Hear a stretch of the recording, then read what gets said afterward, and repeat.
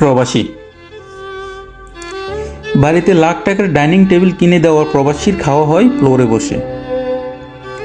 পরিবারের জন্য প্রতি মাসে বিভিন্ন রকমের কাচের প্লেট বাসন কেনা প্রবাসীর 3 বেলা খাওয়া হয় সামান্য মেলাবাইন প্লেটে, সেটাও একই প্লেটে বছরের পর বছর। প্রতি বছর বাড়িতে কম্বল ফাটানো প্রবাসীটি ভুলেই গেছে যেই কম্বলটি নিজে ব্যবহার করে তা কত বছর আগের কেনা।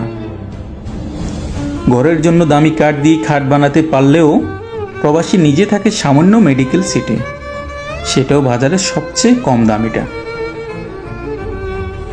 পরিবারের জন্য বিশাল বিল্ডিং তৈরি করা প্রবাসীরা থাকে সামান্য একটা রুমে, অনেকজন গাদাগাদি করে।